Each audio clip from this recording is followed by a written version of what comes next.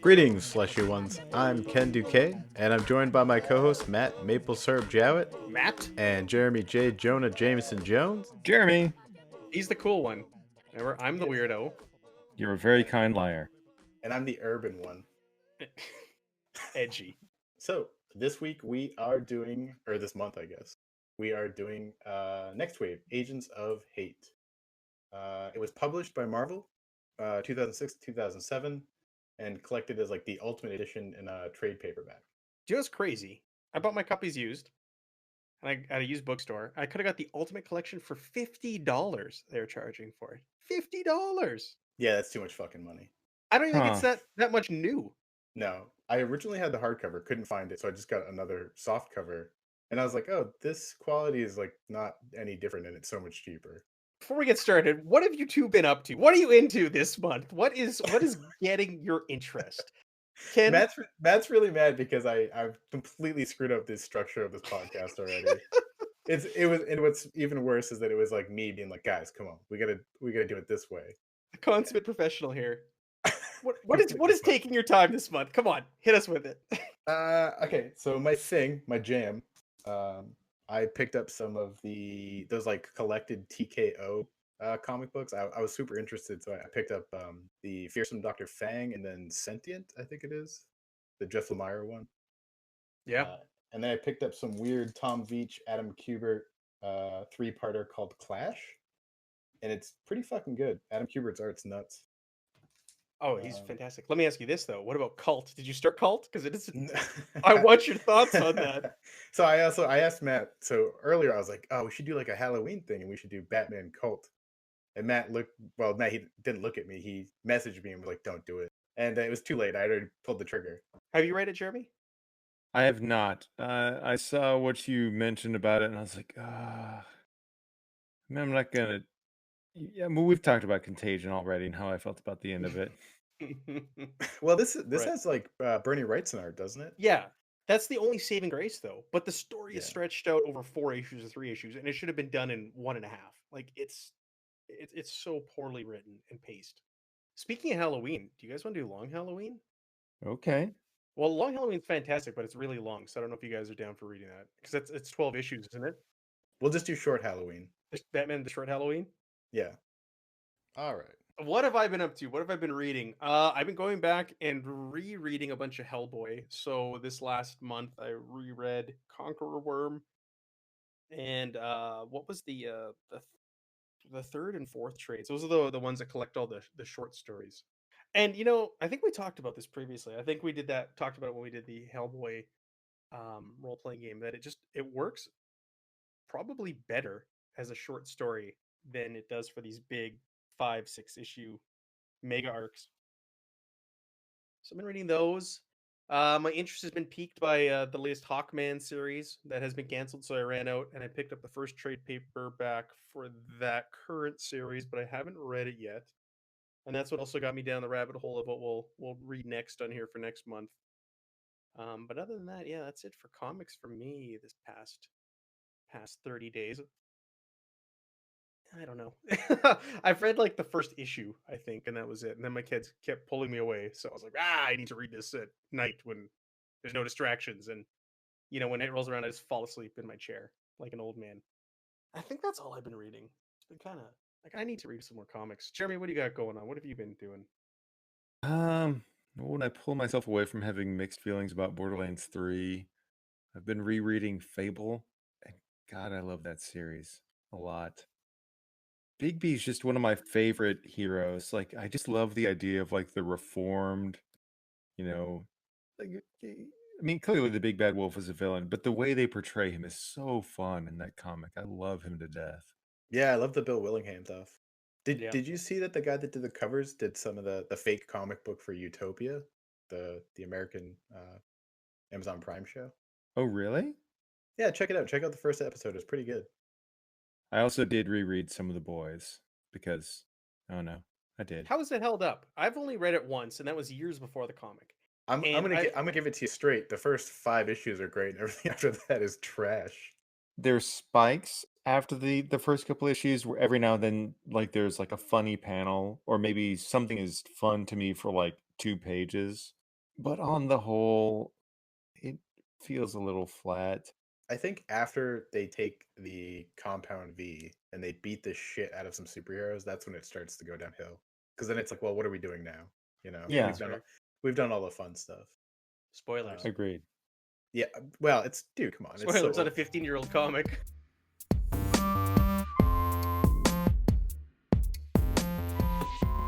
I started playing that new Star Wars game today, and it's fantastic. Oh, Star the Wars VR one? Squadrons. Yeah. So I got the VR. I've got a flight stick, and I've been playing it. And if you played the old X-Wing games or TIE Fighter games on PC Mhm. back in the day, it's that.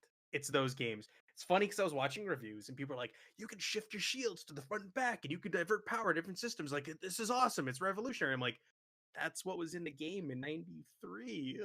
Like, it's like a completely updated version of those old games from when we were kids, those old PC games. And I love them. The only one I played all the way through the campaign was TIE Fighter, and it was fucking hard, but That was I a hard love that game. Yeah. But yeah, no shields, right? Yeah. Dude, That you know was what you know what the best Star Wars game is? Is 1995, the Spectrum Holobyte one, the Star Trek Next Generation, Final Unity. That's the best Star Wars game. I don't know what that is. What are you talking about? I'm Anyways, just I'm either playing that or that. Star Trek Voyager Elite Force. I'm just kidding, guys. Everyone relax. It's good. It's good. I'm having a lot of fun with it so far. VR is so cool on it. So cool. So immersive. Yeah, it is what it is. It's a squadron. It's a budget title. It's only like $40 new or something because that's all there is to it. So if that's if you're looking for a flight sim, it is a flight sim, a Star Wars flight sim. If you're looking for an arcadey kind of game, like the controls found in like Battlefront with their ships, it's not for you. If I got VR, you wouldn't see me ever again. I'd be 3D painting like nonstop. Like, you don't need VR to play it. Oh, really? What is it on? PC, Xbox, and PlayStation, and it's all cross-platform. So it doesn't matter what you have; you can play with others on whatever No, I format don't they have. think I will. I gotta keep money in the bank. I can't buy. I don't have any of those systems. Money in the bank. You don't have a. Oh, no, you don't have a PC. I have a Mac. I'm a Mac. All right. I like how you give me the brush away. All right, we'll move on. Jeremy, do you remember why we postponed our recording? Yes, but I feel like a terrible person to bring it up. Oh, I don't at all. If Matt doesn't want us to talk about it, he will say something. I'll just say that. Oh no! that my 4-year-old saw sushi at Costco and he insisted on getting it, and then we brought it home. Oh. And he didn't want it, so Dad ate it. Did the scene sound like this? It's $12. I'm eating it. Yeah, essentially. You just ate a Costco hot dog. I don't care. I paid for it. I will confess, like 75% of my food is just me finishing what my kids don't. No, we ordered in pizza tonight, and my boys both didn't finish their pizza. There was just like a bit left of each, and this is like, I'll eat that. And you're like, get in the cage. You're getting oranges. Orange rinds for you. And your boys are like, thank God, I love oranges, Dad. I love you. Yes. I want to read you something and let me know your thoughts on it. I'll do my best voice. Fellas, I have no idea what I ate, but I have a wicked case of food poisoning or a stomach bug today. I want you to plude on without me tonight. I may record my own take on Nextwave to attach at the end of the episode. Do not reschedule, all caps. I wish you'd done it in your best Matt impression.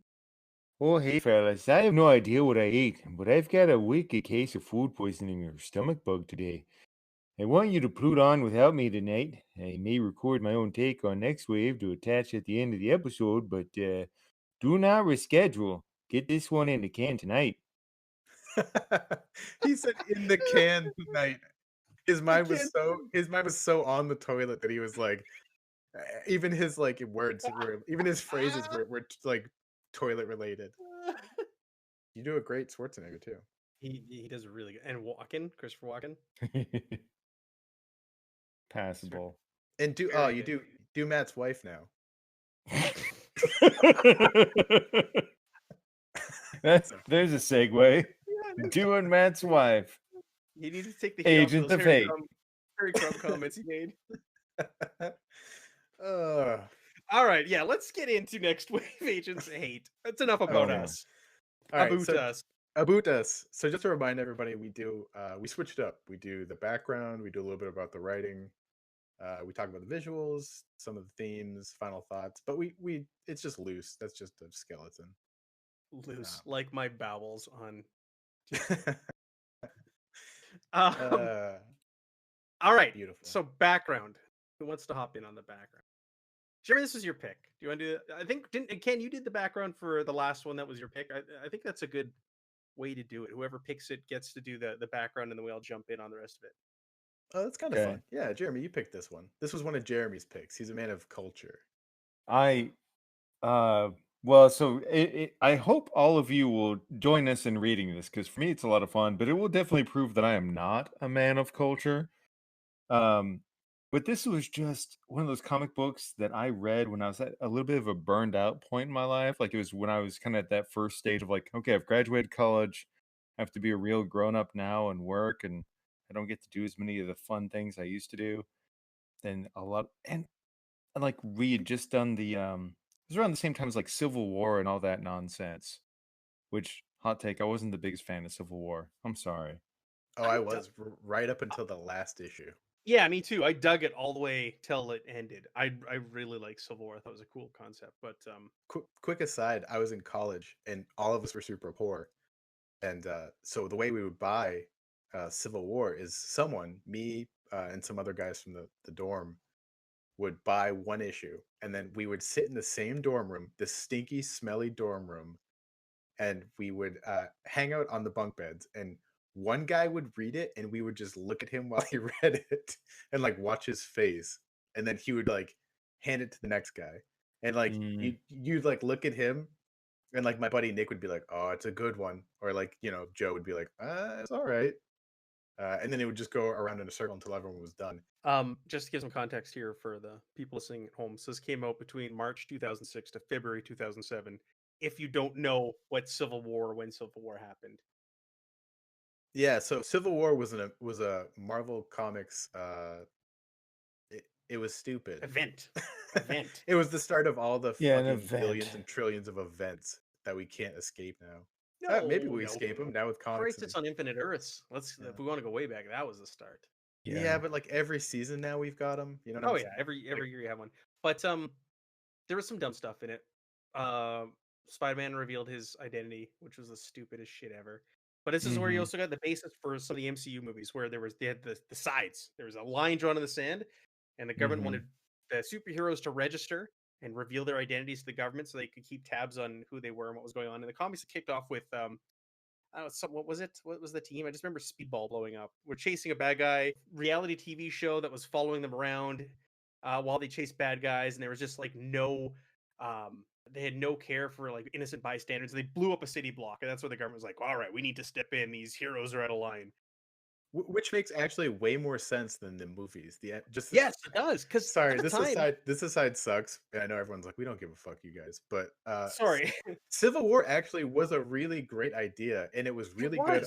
Even the Spider. I know you didn't like Spider-Man stuff, but I loved it. I loved Iron Spider. I loved all the stuff sort of that I thought at the time was shaking things up. Naive me, and then it just went back to normal. You know what I mean? I liked how the villains got involved, and the villains actually took sides, and they ended up like going with the like different sides of heroes. Like, yeah, they also agreed that it wasn't right. Punisher and Captain America working together with like this, this uneasy alliance. It was wicked cool. It was wicked cool, to quote Ken. But yeah, it was a terrible ending. But anyways, so 2006, 2007. Yeah, so for me, I just kind of love this because I picked it up, and it was this fun little comic where most of your story arcs happen in in 2 comic beats. Like, it felt very like kind of old school, like sort of like pulp action, like very fast paced, quick bites. Pick it up, read it, have fun, move on to the next one.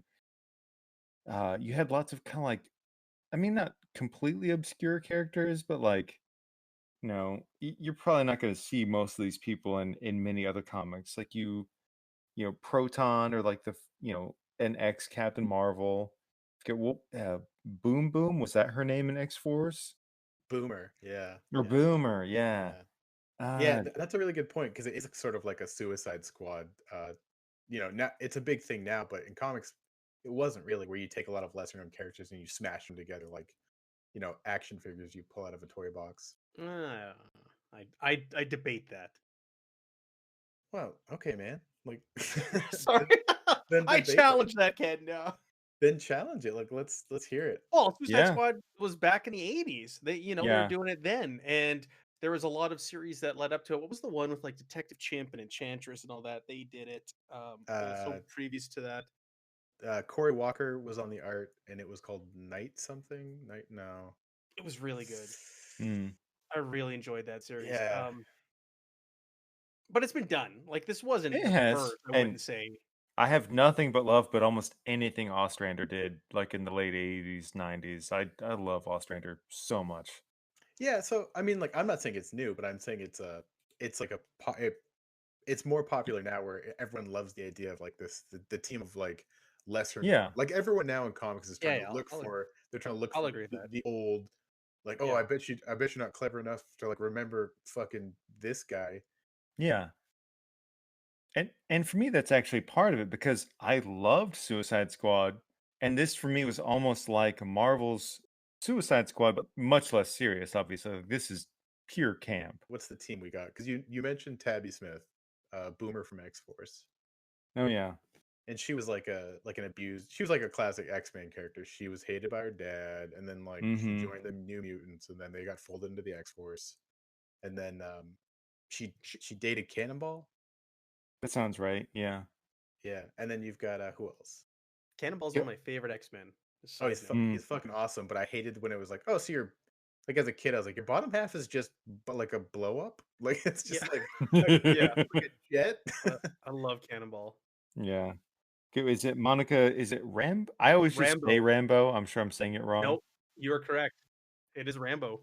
Yeah. Wait, and she's fun because it's like this whole, like, almost nobody's gonna recognize her, but she's a former Captain Marvel, and at one point she like was a captain for the Avengers. She Yeah, she was like she's credited as like the first African American heroine on Avengers.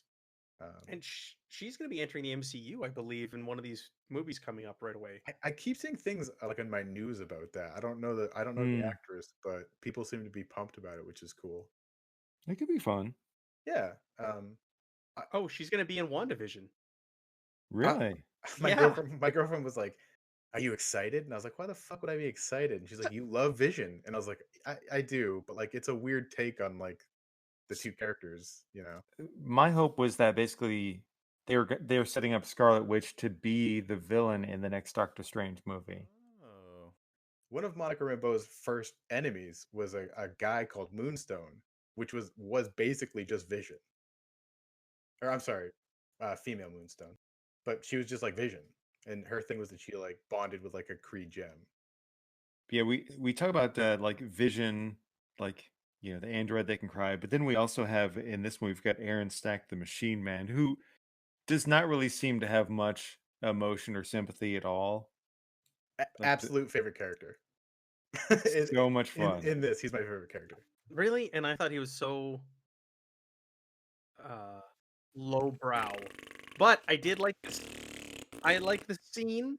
I like the scene where the Celestials kick him out. They're just like, get the fuck out. That I laughed at that. I thought that was good. That was like one of my favorite parts of There's this. so many good bits, and he has all of them. No. He owns all of them. Like the one where it's the same 9 panels in 3 pages, and it's just him trying to kill himself. As an insurance agent, I thought of Jeremy when I read that. Oh my god! Because small confession, I've worked for insurance for a long time. When I read Machine Man's page where it's like those 9 panels, I'm like, yeah, that feels right.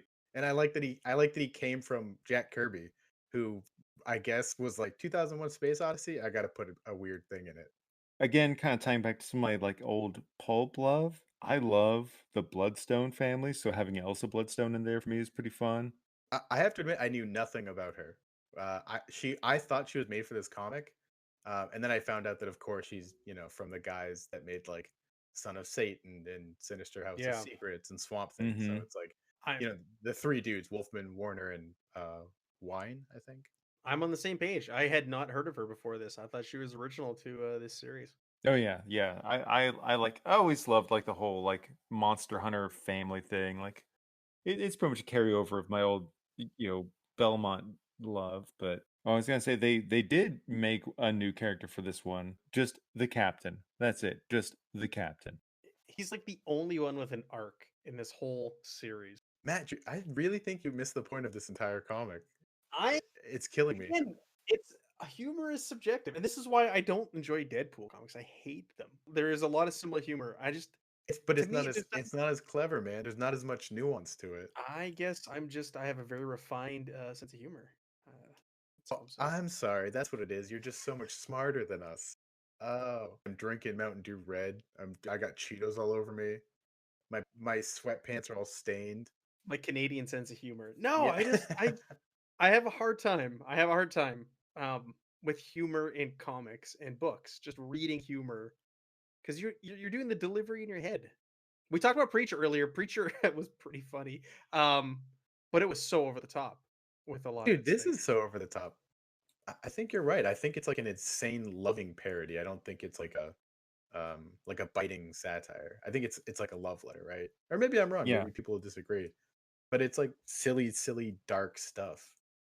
I mean, not to jump the gun too much, but is it the second to last issue where they kind of see like the alternate versions of things? Forbush, so towards the end of the series, like it's almost like you see things that all look like your 1980s super grim, dark versions of comics. That is so the opposite of what this comic is about. Like this comic is meant to be bright, cartoony, and fun, not brooding and super serious. Ah, that's I didn't see it that way. I mean, I get what you're saying now, and now I do see it. Yeah, the Four Bushman, he's like a weird, idiotic, like target or mascot that Stan Lee made from the 1960s or 70s, and he shows up like anytime Marvel wants to try and be, Mad Magazine. Irving Forbish. Yeah, so he's like this like joke character that they can use to basically be funny, right? And then Nextwave, it adds a layer to this shitcake character by giving him like a sinister power to project like evil psychic visions whenever he takes off his pot helmet. He was like projecting all these weird worlds into the heroes' heads, and we got to see them with different art styles. Like Elsa Bloodstone gets like the Mike Mignola.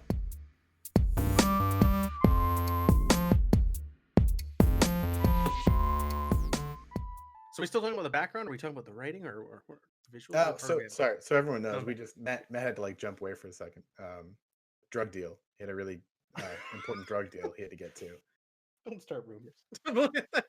Yeah, We're in the writing. We're building this Sure. whole mythology. Yeah, we were just saying that we'll talk about the writing. The characters have zero nuance. They're extreme versions of their comic book self. Like Boom Boom was sort of like this rebel girl, and they just push her into being psychotic ditz. She's like Paris Hilton. This is a Warren Ellis quote. And he says, I took authority and I stripped out all the plot's logic, character, and sanity. It's an absolute distillation of the superhero genre. No plot lines, characters, emotions, nothing whatsoever. It's people posing in the street for no good reason. It is people getting kicked and then exploding. It is pure comic book, and I will fight anyone who says otherwise, and afterwards they will explode. Even his quote about it is a joke, which is funny. Like again, I think it's a really good job of reminding people that a tiny push in one direction of a comic book character shows just how fucking nonsensical they are. Like it's completely hyper violent and silly. But the writing was just like him setting up a joke that he had and telling it over the course of like 2 pages. And it was just like a series of jokes, That's what writing is. It's the setup and the punchline. I suppose. It was nonsensical because of it. It is nonsensical. I will not argue that. I mean, I think you're not giving it enough credit. Every 2 issues is an arc. It's like here's a problem, then they fix it. Here's a problem, then they fix it. And it all has a skeleton that leads up to Devil Dinosaur being the main bad guy. there's some genuine plot twists, as stupid as they are. He took the time to write like an actual story skeleton. We've got Devil Dinosaur, and his greatest reason for concocting some No, insane evil scheme is Moon Boy, who he hates. Moon Boy had to no, die. Moon Boy tasted bad and gave but me rectal distress, he says. no, but that was just a gag he shoved in at the end for the last 4 pages. Again, Like that itself is a joke. That is comic books. You always have this like, oh, aren't I clever? I'm actually, the Red Skull. And you're like, because oh, it's the Red because Skull. They're so smart. They're so good at writing comics. because 2 pages before that we had Baby Modoc. But it's also genuinely just fun. Like when Dirk Anger hangs himself, like he Oh finally man. commits to suicide, and then he can't even die. Like they won't let him because they bring him back. For me, it was almost like watching like your very cheesy matinee serial type thing, where it's like you get like your little 2-issue mini arcs that kind of vaguely tie into a bigger arc. It's not deep, but it's fun. It's not deep, but it's sort of like Ellis is known for like coming at comics from a different angle and making sort of like these pithy comments on them. And it's entertaining. I don't think you could do this in a movie or a show. I don't think you could. I think No, it'd be really it, hard. it's very comic book specific. This is my greasy spoon burger that I enjoy, and it only cost me $3, but by God, for 5 minutes, I'm so happy. Yeah, maybe Matt, do you think you would read this, you would like it more if it was coming like monthly or bi-monthly? Do you think if you were like picking up with some other stuff, you'd be No, like, oh, that's kind of fun? No? no.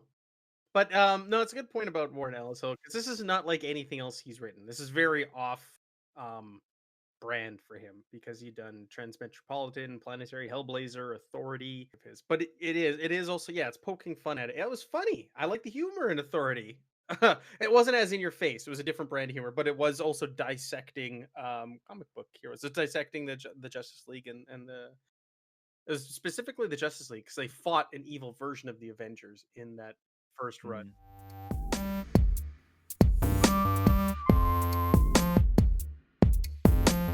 So, looking back at the artist's work, this is very different from some of the stuff he's done before, unless it's the inks. Is it the inker?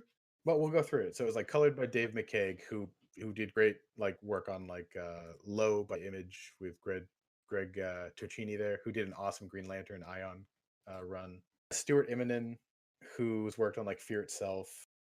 The look of this book, though, was very animated, I'd say. I think that's a mix of the colors by McCaig and then the inks by Wade Vaughn. Grawbadger. Grawbadger has got like a bunch of Inkwell awards, which are like trophies for inkers.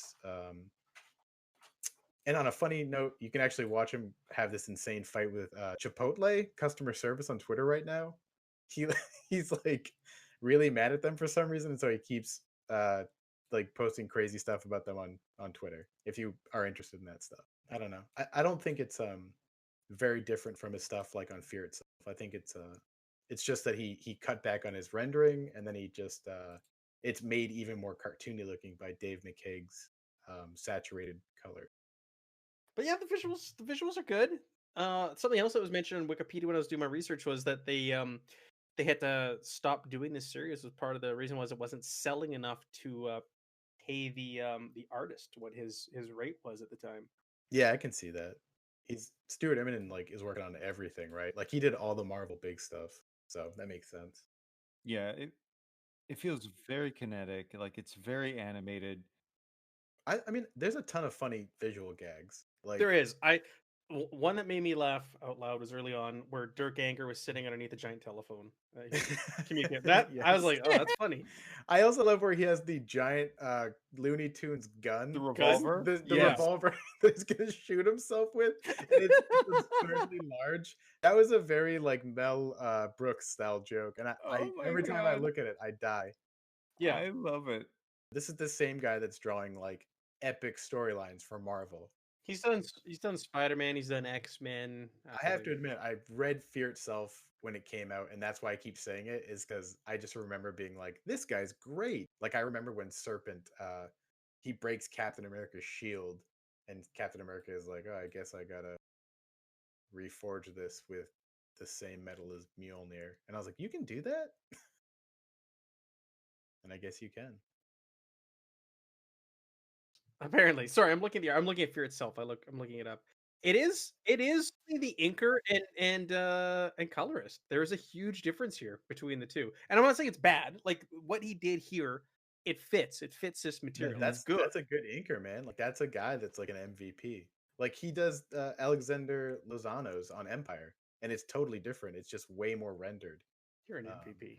And then flipping through this, like you said, it's heavy lines, it's heavy outlines, but there isn't a lot of shading or inking being done to the figures themselves outside of the outline for the Sure. most part. And you really rely on the colorist then to step in. Well, colorist is like the drummer, right? They're the one that no one talks about, but they're basically the driving force behind the book. Right. We usually talk about the themes of this book too, but I really don't think there's that many deep themes. I think it's There just, are no themes. Like it is literally, like I said earlier, it's like it's a complete 2-page gags, Yeah, and then Yeah. it moves on to the next gag or joke. it's Oh, it's I junk love food. them poking fun at the whole like whenever comics would do like the multiple covers for special events. Like they're very much making fun of the special events. I love at the end we have like the six different alternate covers for it.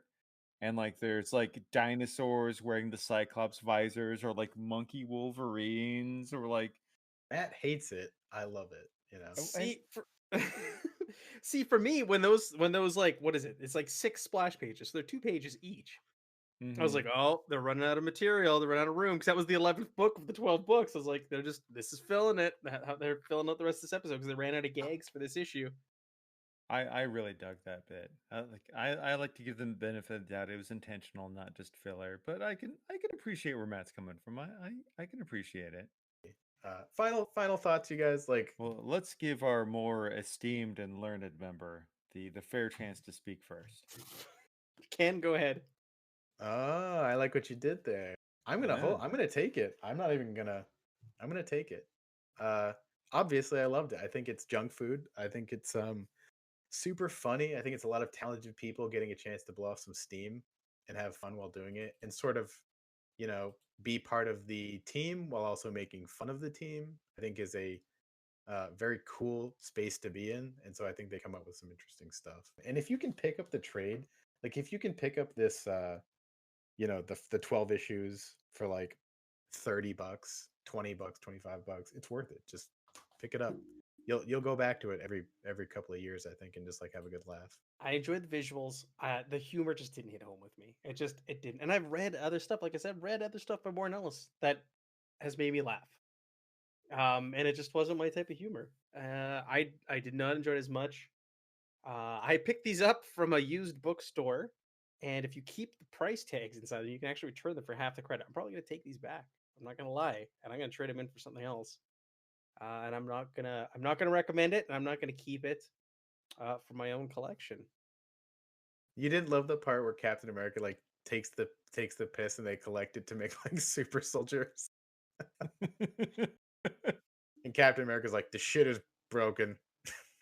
Yeah, it was funny. It was funny. It's very silly. I can appreciate the humor. It's not going to be for everybody. Especially people named Matt.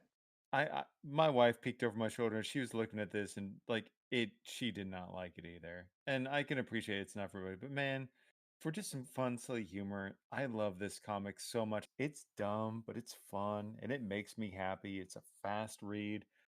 And it was something that made me feel better this year for sure. Like this has been a real dump of a time. And I was like, I read this and I instantly, within an issue, I was perked up. And I like that feeling. So I would recommend it. Well, now you make me feel like shit for not liking it. Damn it. See, that's what I do. Like I kind of do that backhanded. I respect you, Matt, but at the same time, like they're firing on all cylinders to deliver a very specific style of silliness. For sure. For sure. And I agree. It's not a dumb comic. It isn't. Matt's over there in his smoking jacket next to the fire drinking maple syrup, trying to tell us what to read. Matt is Devil Dinosaur. Oh my god, that's what it is. Who hurt Yeah. you? Did Who's your Moon Moon Boy? hurt you? Yeah, who's your Moon Boy? Thanks everybody for joining us this episode for what was it even called? Nextwave, Agents of Hate. Hate.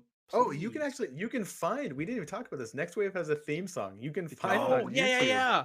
I forgot about that. It's Yeah, I by did actually want to. by Thunder Thighs. You can find it on YouTube. Yeah, check it out. But remember to drop your suggestions for a Halloween comic that you would like us to talk about or review or read for you in a special Halloween related episode.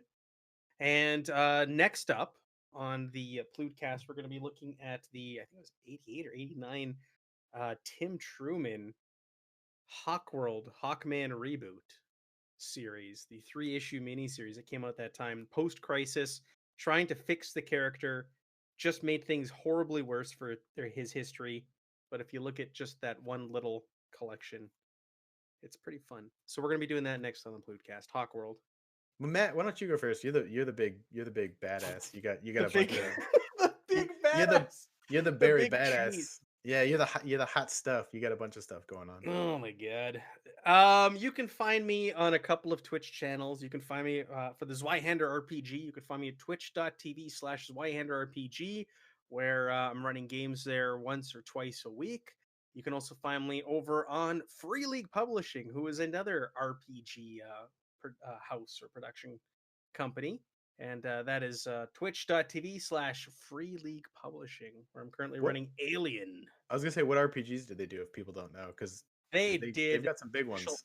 Alien RPG. They've got a really great game that these two guys play in called Mutineer Zero, which is like a post-apocalyptic, weird Mad Max-esque kind of world where you can play as robots or animal people or strange mutants or even boring old humans if you want. They've put out a fantasy game by the name of Forbidden Lands. They put out Tales from the Loop, which is currently a Amazon Prime TV show, which is kind of like about kids in the 80s. I think Stranger Things, but with like robots and interdimensional portals. Things from the Flood, which is the sequel to that, where you're now kids in the 90s dealing with the fallout of all the stuff that happened in the 80s. Vossen, which is Hmm. Scandinavian horror. Jeremy's currently playing in that. I haven't had a chance to play it yet. How are you enjoying that? I really like it quite a bit. Like I've been playing with the Lollygaggers group on that one, and Hmm. it's fun. It's kind of got this like investigative vibe to it with a little bit of not quite gothic horror, but it's just a lot of fun. Yeah, I saw the art for that. It's definitely like gothic horror, like Swedish gothic horror, but it's still pretty cool. It's a cool art style. Yeah, for real. And it's a cool twist on horror. Like you're so used to all the Call of Cthulhu stuff. Hmm. It's got its own like shtick, which is wicked cool. Anything that's refreshing. Yeah, It is refreshing for sure. and they're a Swedish-based company, so all of their stuff is based in Sweden. So that's why you've got this like Scandinavian horror, or Norwegian horror, or whatever it is. And Mutineer Zero is that's base setting is in Sweden. Same thing with Tales from the Loop. All of these things, so it's kind of neat. But yeah, that's where you could find me most of the time. Jeremy, how about you? Um, I mean, I join up with you whenever you're willing to tolerate me over on your Grim Perilous Plays Aliens game. Uh, do some stuff with the Lollygaggers. Both got an Aliens game. Got a I'm in Vason. I'm enjoying that. Um, sometimes join up with Defenders of Cobalt for some nonsense over there. Once in a while, we do a show on Goodman Games, and every other Wednesday, I'm currently running a Spectaculars game over on Defender vs. Cobalt. That's been pretty fun. What about you, buddy? We saved the best for last. Yeah, yeah. It's just me left. Well, I Screaming don't. Samurai. Yeah, I don't do anything. You can find me on Instagram at old man yells at cloud with periods between all the words. So old period, man period. Uh, and that's it. Basically, I don't really have anything. Oh, you know, that's not true. I'm sorry. Uh, I did the cover illustration to the Flames of Freedom role playing game that's coming out October 5th. And if I was smart, I would have remembered what its its URL it was, but I'll put it in like the show notes. But it's coming to Kickstarter October 5th. It's like an American Gothic horror tabletop RPG set in like the 13 colonies of 1776. So That's it. That's all I've done recently. But you can follow me on Instagram. I almost never post unless it's like a finished illustration or something. He short sells himself. This guy is amazing. His work is only slightly less beautiful than his cherubic face. Mostly I just draw hyper realistic pictures of Snoopy and then send them with threatening letters to the government. I mean, yeah, it's beautiful. Yeah, it sounds about right. It's poetry. That's art, you pedestrians.